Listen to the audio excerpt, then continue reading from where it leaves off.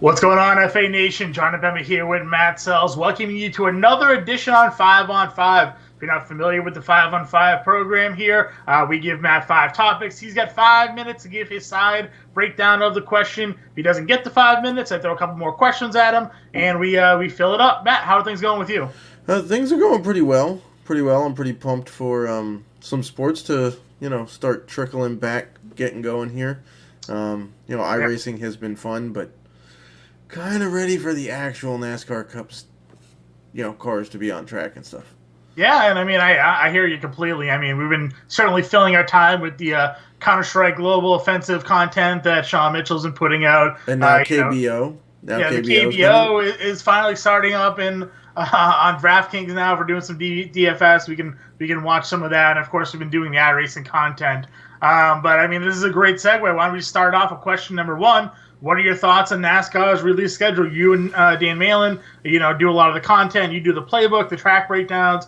What's your take here on NASCAR starting it up? You get 5 minutes. So your take. So my initial take was, wow, I think they're really trying to kill some people, including DFS writers, because if you haven't heard, they are attempting to do basically 7 total NASCAR races in 11 days. 4 of those are Cup races, 2 of them are Xfinity, and 1 is a Truck Series race.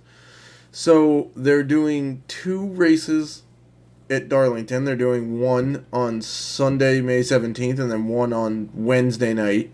And then they're going to Charlotte for the Coca-Cola 600 on Sunday of Memorial Day weekend, which is its traditional race spot. And then that Wednesday night, they're also racing at Charlotte. So originally, that doesn't sound that bad. How bad could it be to race a car a couple of times a week, whatnot. Well, here's the thing. They also announced they're not doing practice for any of those races. Only one of them is actually having qualifying run. Because they're just trying to minimize how long they're in each spot for, and that's why they're keeping it to drivable distances from Charlotte, which is the home base of NASCAR. So I get all that, but at the same time, in terms of health of the drivers, I don't know that they fully took into account what it takes, the toll it takes on a driver to race in a race. For those that may not be aware, it's not uncommon for a NASCAR driver to lose 10 pounds in a race. Wow. They race once a week. I should start racing. You could use it. Yeah, a pretty decent diet plan, right? You're just sweating out everything in your fire suit and everything. But how long does it take you to regain, that weight or, recover from a race? And you might go, oh, well, they're just sitting in a car for like 4 hours. Well, they're not the smoothest racetracks. There's a lot of bumps and bruises that these guys take, and that's assuming they don't get into a crash. If they get into a crash, then they're real sore for quite a while. So, there is that aspect to it. A couple other things would be, like, how is Ryan Newman going to adjust? He's going to be back in the car for the first time since a horrifying accident at Daytona. Luckily, he's all okay and medically cleared, but now he gets to get back and do a 400-mile race on a Sunday and a 400-kilometer race on a Wednesday and then a 600-mile race on a Sunday and a 400-kilometer race on a Wednesday. Like, that's some serious toll being taken on these drivers. So while I appreciate NASCAR trying to get back and get as many races in as possible, and it will be exciting for television, I think it might damper some of the product that's on track because you're not going to have practices, so they're not going to be able to adjust their cars very well. The qualifying is kind of going to be up in the air right now. Nobody really knows how it's going to be set. And so, from a fantasy aspect or a fan aspect, it might damper things a little bit. So you would do rather them, be selective with the races that are coming up? Do you think they should have extended the length of the season? I mean, it is NASCAR for all intents and purposes, right? Like, it's not a sport that is really reliant on seasons. They largely race in warmer weather climates, I assume. I know they have some, obviously, races that are, mid-Atlantic, Northeast, and whatnot. But, I mean, it's something they could have probably, made sure that there was a healthy schedule there for them. Yeah, I mean, that's part of the problem is they're trying to... So, NASCAR Cup schedule is 36 races long. Okay, it starts basically at Valentine's Day in February, and it generally ends about a week or two before Thanksgiving. So it's a pretty long season. So they're trying to cram in as many races as they possibly can, and now you're going to have a problem where you can't push back too far because you limit where you can race up in the Northeast and Mid Atlantic. It starts to get too cold to race up there. They also race up in Michigan at times. Right. So, you know, I get what they're trying to do. They're still trying to honor some commitments with race packages and everything because sponsors want 36 races for what they've paid for. Yeah. But at the same time, you're not running the same race schedule. You're putting 2 races at Darlington, and then you're going to theoretically go back there for their normal Labor Day race anyway. So you're kind of screwing things up anyway. So I would just race what you can race and just, do it that way. Totally understandable. Perfect timing there. That is the 5 minutes up on question number 1. Let's roll it right into question number 2. Obviously, we had the issue with the 42 car. They had to find the replacement driver there.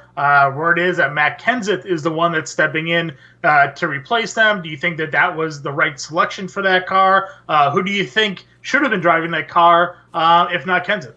So the 42 car had to make a driver swap mid-season because the other driver was Kyle Larson, who basically got fired from everything for the foreseeable future for letting a racial slur go in an iRacing race is basically a mic check. So it was not a good look.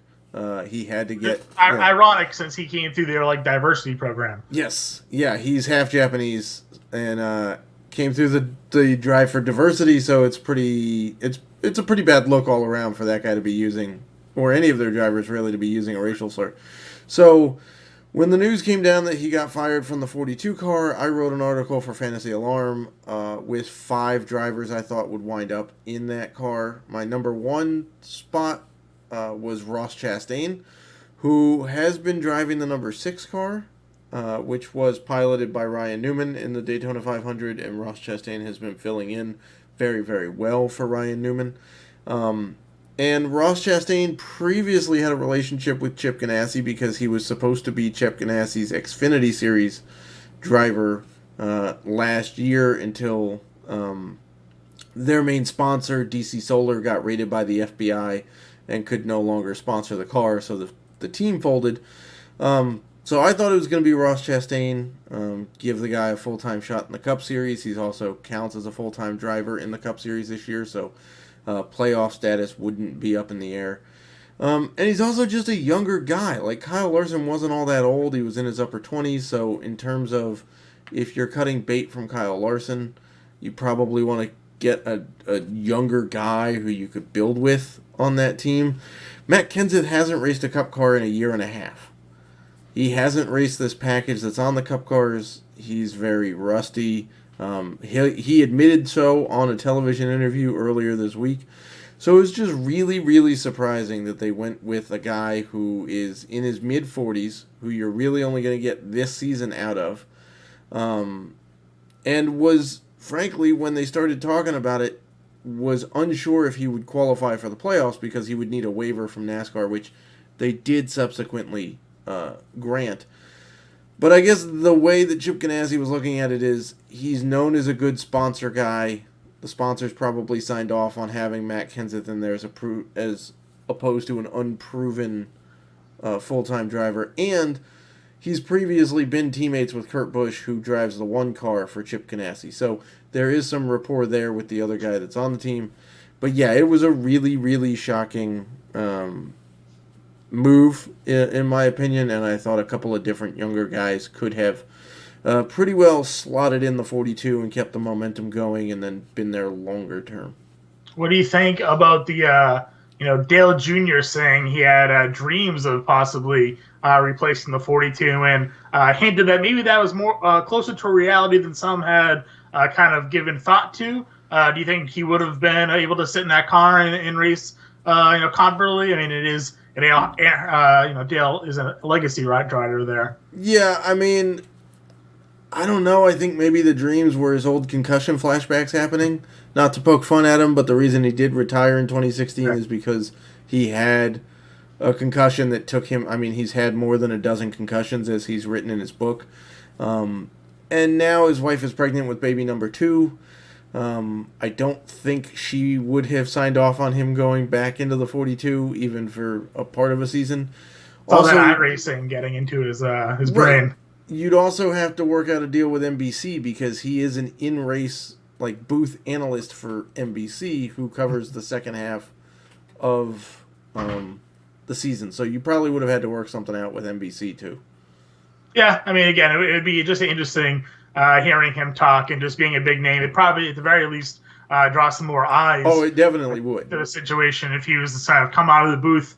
It's like talking about Tony Romo or something like that coming out and playing football again. It'd be like Jason Witten going back from the Monday Night booth to being tight end for the Cowboys.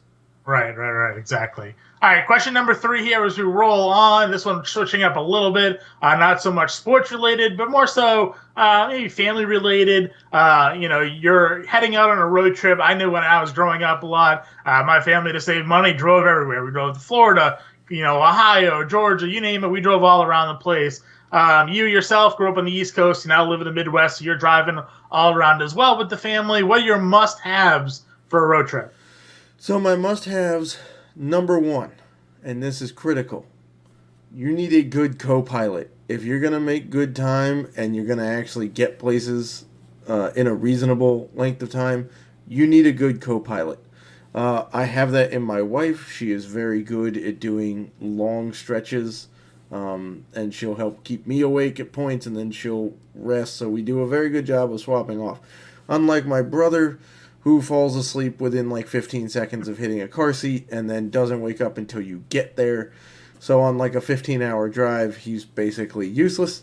So you need a very good co-pilot to help you, navigate long stretches of road. Number 2, snacks are vitally important because you really don't want to be stopping at every fast food joint along the way. A, you'll go broke pretty quickly, and B, that's not the healthiest way to eat. And right.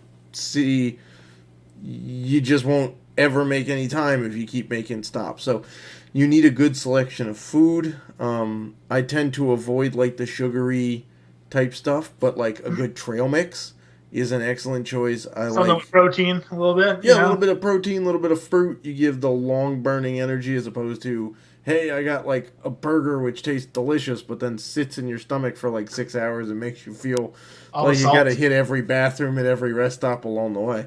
Yeah. So trail mix is good. I like some like rice cake type things, and you can get some spreads you can put on that, like the little peanut butter cups. Oh yeah. Like the Jif individual peanut butter servings, and you can spread that on the rice cakes. Those are pretty good. Drinks. I don't really drink a lot of soda or pop as they call it out here, so I'm more of like a Gatorade, Smart Water, bottled water kind of. Yeah. All about the bottled water life right there. There you go. Number 3, you need good access to music, because there's nothing worse than a road trip without very good music, whether it be satellite radio, whether it be you just scan, your favorite radio stations, or you have like Spotify or an iTunes playlist or something like that going. You definitely need good music. It can pump you up when you hit the slow parts or the boring parts of the drive, because trust me, out here in the Midwest, there are, as you can see from my background, there are plenty of slow parts to fields. Yes, there are plenty of slow parts to drives. Number 4, I think I'm up to number 4. Yep. If you have kids, this is a good trick. Start your road trip at night. Have dinner at your house or apartment or condo, wherever you're living, and then start, getting the kids ready to go in the car, because then they fall asleep. And they'll sleep for the first, if we drive back to the D.C. area where my wife and I are from originally, it's like a 19 or 20 hour drive. So if we start that in the evening, they will sleep from like 8:30 at night until like 8 o'clock in the morning. They've slept for more than half the ride, and then they're only they're like, feel like they're in the car for like 7 hours. So as long as you can handle doing night driving, or your co-pilot can, that's a pretty handy trick with kids. Yeah, that's a good one. I myself, I live up in the Boston area, grew up here. I did have a spell of 8 months where I lived in South Carolina. So I drove down to South Carolina as part of that move.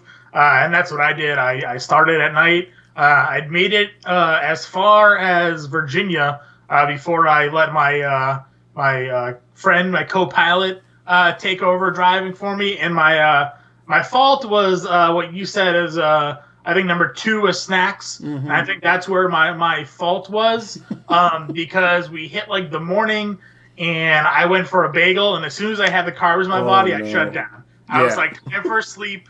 Like, it was like, this was the biggest mistake I could have possibly done. I should have had the banana instead of the bagel. And as soon as I carb loading on a road trip is not a good way to go. As soon as I had the bagel, I was out cold. So, that was definitely my experience with that. But I also, to go with number 3, is I had just got my car, and my car came with Sirius XM radio.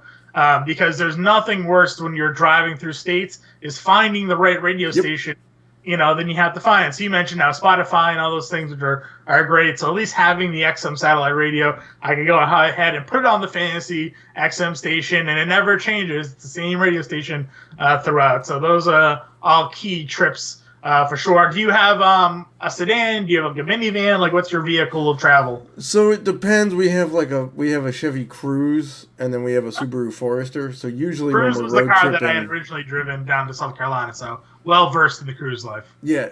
Usually when we're road tripping, we're taking the Subaru Forester now because it just holds more stuff. It's more comfortable. It's a better long haul vehicle than a compact. But if it's just me and I'm going on a long drive, then I'll take the Cruze because it's just me. That also has the Sirius XM. So, like last year for my baseball draft in Atlantic City, I drove from Lincoln, Nebraska to Atlantic City for the baseball draft. My Sirius XM station never left the MLB, MLB channel. Getting all the the team reports and everything. So that came in very, very helpful. Yeah, and I 1,000% agree with you. Final comment on this before we go to the next topic.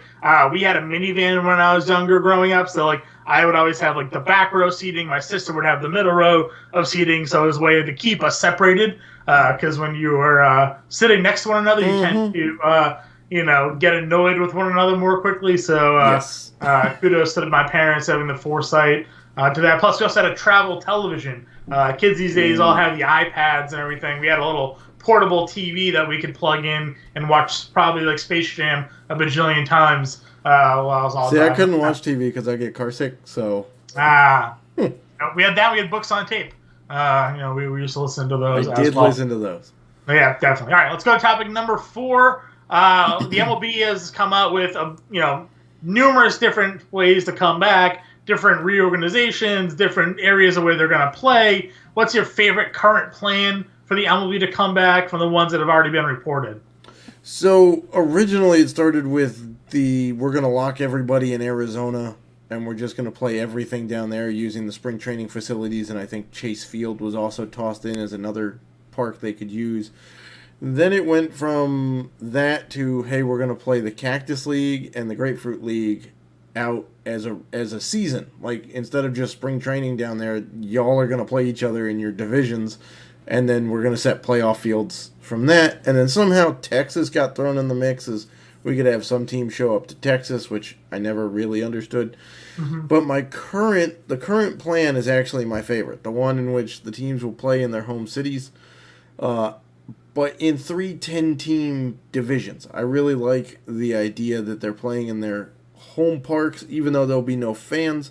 You get to have the guys actually get to be at home with their, wives, significant others, kids, expecting kids like Mike Trout and Garrett Cole are both, their wives are both expecting kids some point during this season, so you would hate for them to be quarantined away from them and then quarantined away from the team for a specific amount of time because they went outside the bubble.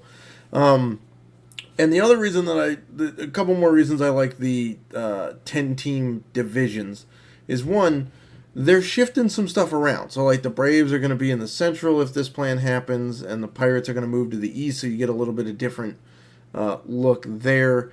And some Central and West teams are shifting a little bit, so you get different matchups than you ordinarily would during the course of a season, except for maybe a handful of games when interleague play happens and like the Yankees would play the Nationals or whatever for like 6 games. This way you'll get it for more than that, which makes it really interesting for the fans to watch.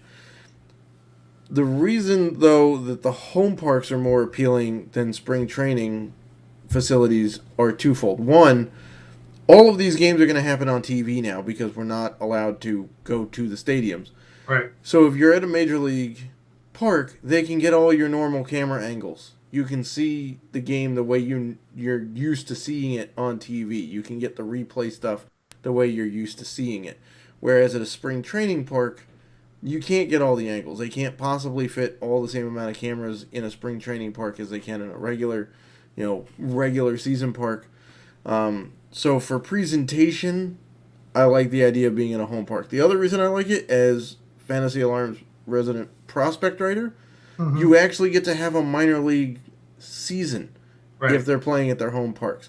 Because if they're playing in Arizona and Florida, the spring training parks aren't just for spring training. A lot of those get used for rookie leagues or high A and the Florida State League or whatnot. So if you're having major league teams playing them, you can't possibly have the rookie league and high A squads play in them at the same time. There's not enough time to schedule things around it and whatnot. So it would wind up being detrimental to the prospects that are coming up. So for that reason, I like the 10-team 3-division. Now, as for playoffs and how that would work, I don't know, because we're not used to having an odd number of...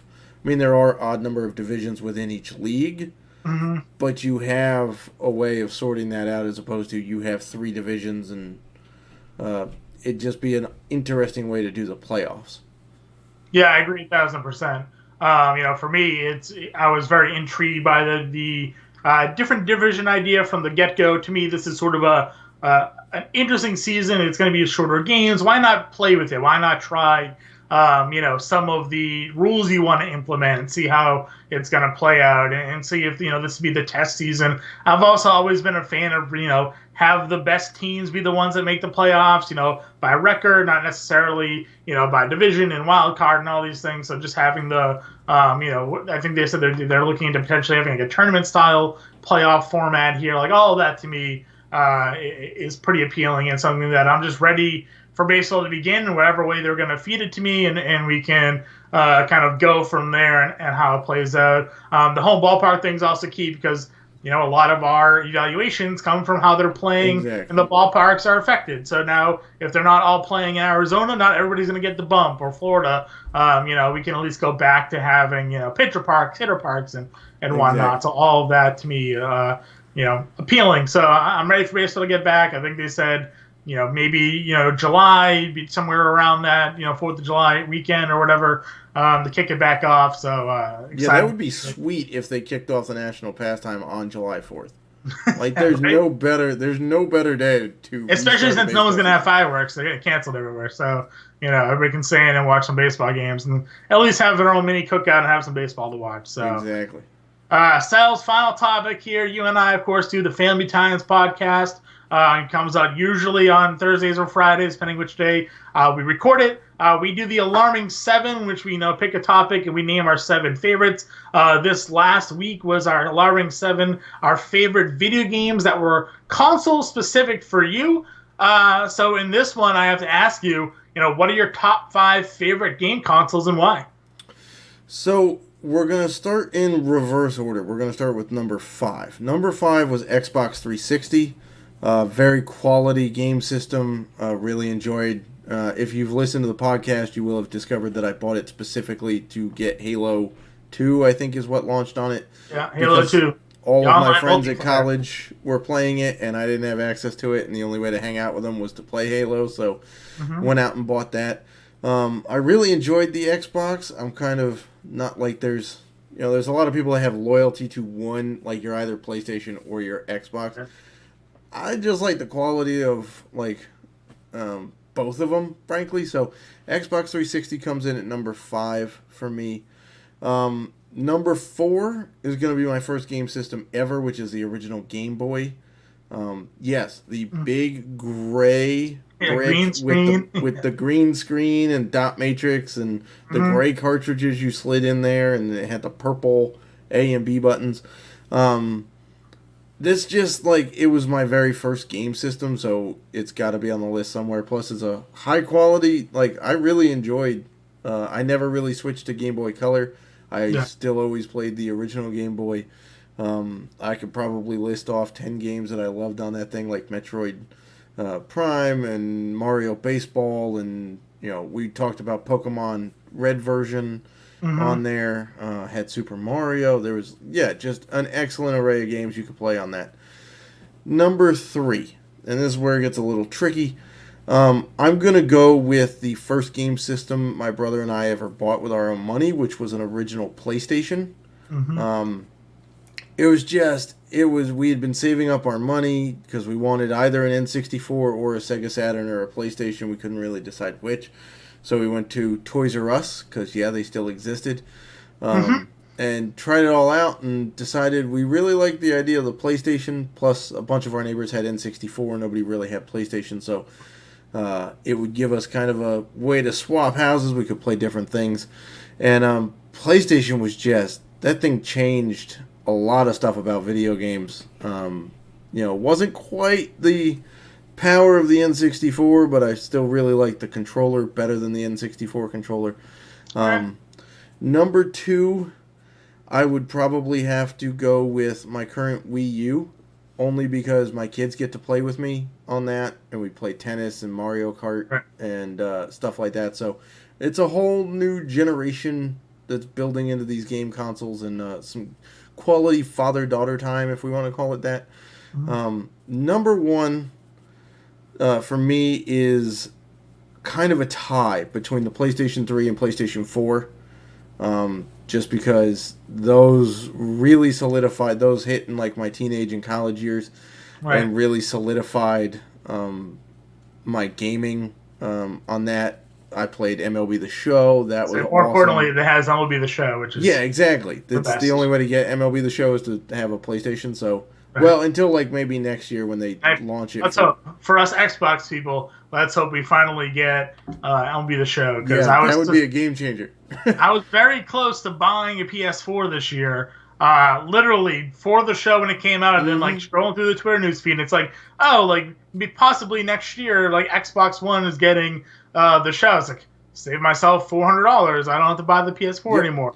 I was looking at adding, because we had the Wii U, and then I was looking at adding like a more serious console so I could play some more adult level games. And the entire reason I went with the PS4 over the Xbox One was because it had the show, and I knew that I wanted to play that. So it had the show, and Call of Duty was awesome on there. I played that both on Xbox 360 and PS4, and I like the PS4 version better. So PS4 and PS3 are tied for me for number one. Yeah, I like everything on your list. My first system that I had personally, I guess, would be Sega. I had the original Sega Genesis. I had that too. All those games. Did you have the 8-bit or the 16-bit? Couldn't tell you.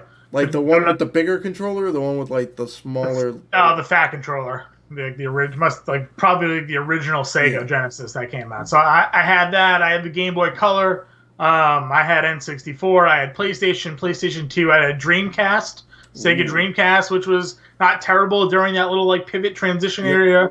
I had some friends with the Dreamcast. Yeah, always played like Crazy Taxi or something was like the number one. Crazy Taxi. I had all like the ESPN football games and whatever. Then I had the PlayStation 2. Still have the N64, and then I went to Xbox because all my friends had Xbox. So I picked up the Xbox One when I moved to South Carolina. Actually, I was like, "We're new place, get a system, get the console," and kind of went in that direction. To still have the Xbox One today, playing a lot of Call of Duty while we're on quarantine. It's basically the only thing that we got going on right now. So it's all been great. So I love the list there. You can definitely still check out the Family Times podcast that we had as myself, Selz, Dan Servadidio. We had Sean Mitchell join us for the Alarming 7 to talk a little bit of the e-gaming, because now he is basically a guru at Counter-Strike, DFS, and Monkey Knife Fight as well. I took one of his Monkey Knife Fight plays the other day. Nailed it both, won $15, so can't hate that on a $5 buy-in. So Nope. Eagerly awaiting his return from his camping trip this weekend so we can get back and just making some cash. But Matt, that wraps up this 5-on-5. Any final thoughts before we close out? Nope. Just enjoy your gaming. I'm personally playing some PC games during quarantine. Roller Coaster Tycoon, Age of Empires 2, stuff like that. Steam is a pretty good place to go buy some cheap. You should download Call of Duty Warzone. It's free for PC off Steam. Uh-oh. Hopefully my wife did not hear that. Just saying. Yeah, that'd be fun. And you certainly have the computer to run it. So Yes, I do.